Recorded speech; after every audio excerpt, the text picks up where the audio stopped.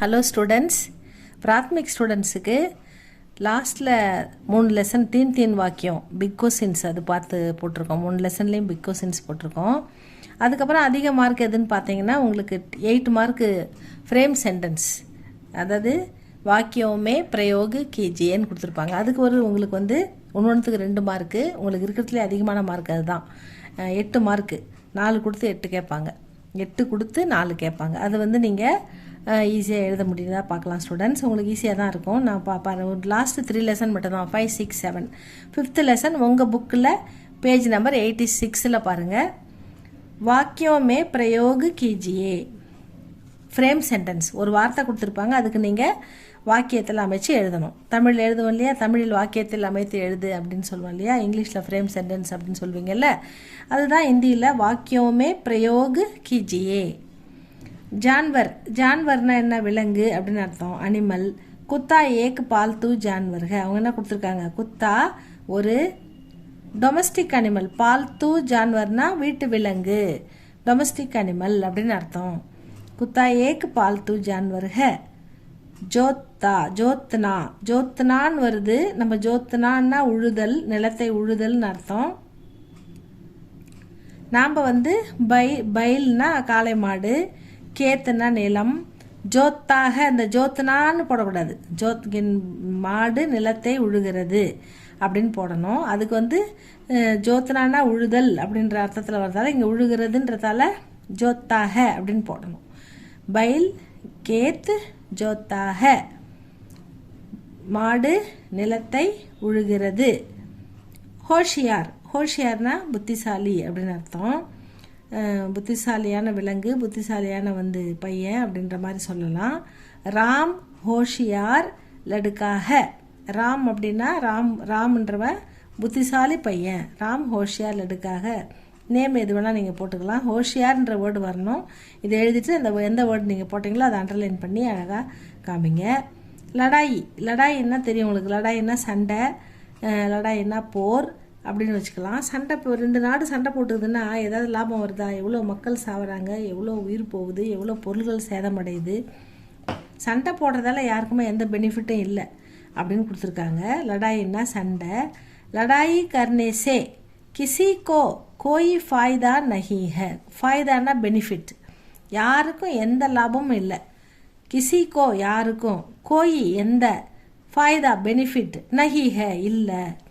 லடாயி கர்னேசே சண்டை போடுறதால, கிசிக்கோ யாருக்குமே, கோயி ஃபாய்தா எந்த நல்லதுமே எந்த பெனிஃபிட்டுமே, நஹிகை இல்லை அப்படின்னு அர்த்தம். இது பாருங்கள், லடாயி, லடாயி பகுத் புராக அப்படின்னு கூட நீங்கள் எழுதலாம். லடாயி அச்சா நஹிக, சண்டை போடுறது நல்லதில்லை அப்படின்னு எழுதலாம். சிம்பிளாக உங்களுக்கு புரிஞ்சதை கூட நீங்கள் எழுதலாம், ஓனாக கூட எழுதலாம் ஸ்டூடெண்ட்ஸ். இதுதான் இந்த லெசனில். அடுத்த லெசனில் பார்க்கலாமா?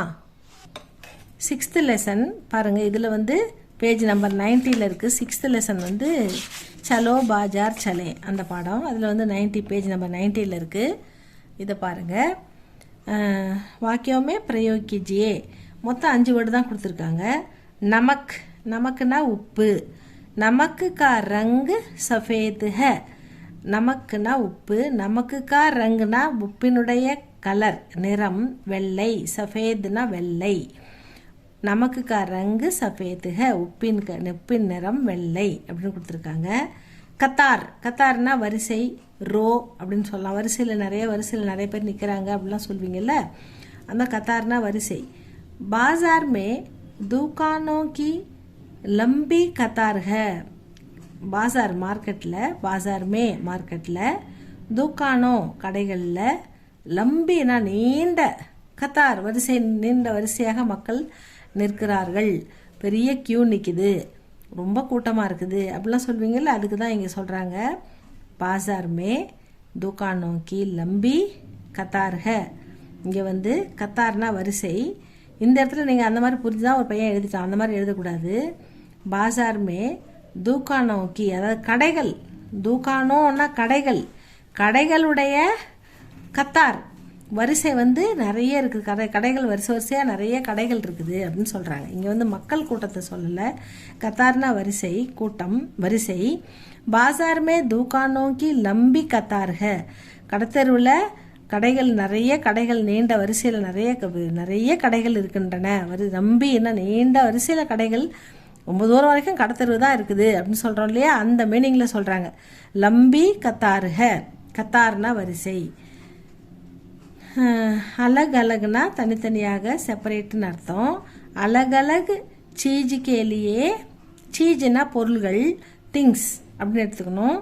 அலகலகு சீஜு கேலியே அலகலகு துக்கானேக, அலகலகு அதாவது தனித்தனி பொருளுக்கு தனித்தனி கடை இருக்குது. இப்போ துணி கடை தனியாக இருக்குது, மளிகை கடை தனியாக இருக்குது, காய்கறி கடை தனியாக இருக்குது. இது எல்லாம் ஒரே இடத்துல பாசாரில் கிடைக்காது, மாலில் தான் கிடைக்கும். அங்கே கூட செக்ஷன் வைஸ் இருக்கும், வெஜிடபிள் செக்ஷன் தனியாக இருக்கும், அப்படி இல்லையா? அந்த மாதிரி அலகலகுனா தனித்தனியாக, அலகலகு சீஜுக்கேலியே தனித்தனி பொருளுக்கு, அலகலகு தூக்கானேக தனித்தனியான கடைகள் இருக்கின்றன அப்படின்னு கொடுத்துருக்காங்க. பர்த்தன் மேலகிற இர்ற படிக்கணும். மேலகிறது வந்து ர. இருத்த ந பர்த்தன். பர்த்தன் கி தூக்கான் வஹாக, பாத்திர கடைகள் அங்கே இருக்கின்றன. யஹான்னா இங்கே, வஹான்னா அங்கே, கஹா அப்படின்னா எங்க. அப்போ பர்த்தன் கி தூக்கான் வஹாக, பாத்திர கடைகள் அங்கே இருக்கின்றன அப்படின்னு கொடுத்துருக்காங்க. பிக்னானா விற்கிறது, சேல்ஸ் பண்ணுறது. யஹா கை பிரகார் கி சாடியா பிக்தி ஹை, இங்கே கை மெனி, பிரகார்னா வெரைட்டி, மெனி வெரைட்டி, நிறைய வெரைட்டி, விதவிதமான சாடியா புடவைகள், பிக்திக விற்கின்றன, இங்கு விதவிதமான புடவைகள் விற்கின்றன. யஹா இங்கே கை பிரகார்க்கு நிறைய விதவிதமான, கையினா மெனி டிசைன்ஸ், சாடியா புடவைகள், பிக்திக விற்கிறார்கள். இங்கே பிக்னான்ற வேர்டு இங்கே பிக்தின்னு மாறுது பாருங்கள், அதுதான் நீங்கள் கவனிக்கணும். நீங்கள் இதே வந்து பிக்னா அப்படின்னு போடக்கூடாது, போட்டால் அது வந்து கிராமட்டிக்கல் மிஸ்டேக் ஆகிடும். அடுத்து வந்து இது வந்து அடுத்த லெசன் பார்க்கலாமா? அடுத்தது காந்திஜி லெசன், பேஜ் நம்பர் 94 இருக்குது பாருங்கள், லாஸ்ட் லெசன். மொத்தம் 3 லெசனில் தான் உங்களுக்கு இந்த அதாவது தீன் வாக்கியம் வந்த மாதிரியே தான் இந்த ஃப்ரேம் சென்டென்ஸ் வரும். வாக்கியமே பிரயோகி கீஜியே, வாக்கியமே பிரயோகி கீஜியே. புத்திரனா மகன். இந்த வந்து ரேவை நிறைய பேர் நான் நினச்சிக்கிறீங்க, நான் மாதிரி எழுதியிருக்கீங்க. அந்த மாதிரி எழுதக்கூடாது. திர இக்கர இக்ஷ இத்திர ஞேஷர, இந்த லாஸ்ட் 8வது ரோவில் இருக்கிற திர புத்திரனா மகன். தேவதாஸ் காந்தி மோகன்தாஸ் காந்திக்கே புத்திரக. தேவதாஸ் காந்தி வந்து காந்தியோடைய மகன் அப்படின்னு சொல்கிறாங்க.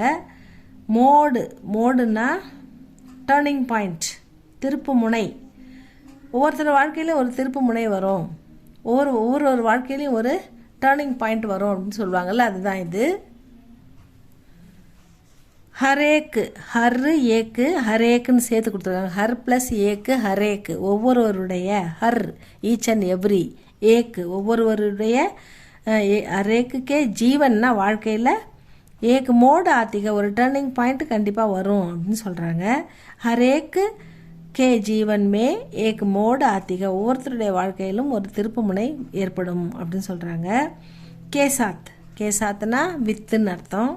கே பாஸ்னா அவங்ககிட்ட இருக்குதுன்னு அர்த்தம். கே சாத்னா அவன் கூடன்னு அர்த்தம். கேசாத் மோகன்தாஸ் காந்தி கா விவாஹ் கஸ்தூர்பா கே சாத் ஹுவா. மோகன்தாஸ் காந்தியோடைய கல்யாணம், விவாஹ்னா மேரேஜ், கஸ்தூர்பா உடன் நடந்தது. காந்திஜி யாரை கல்யாணம் பண்ணிக்கிட்டாரு? கஸ்தூர்பா அம்மையாரை கல்யாணம் பண்ணிக்கிட்டார். அதுதான் மோகன்தாஸ் காந்தி கா விவாஹ்னா மேரேஜ், காந்தியுடைய கல்யாணம்.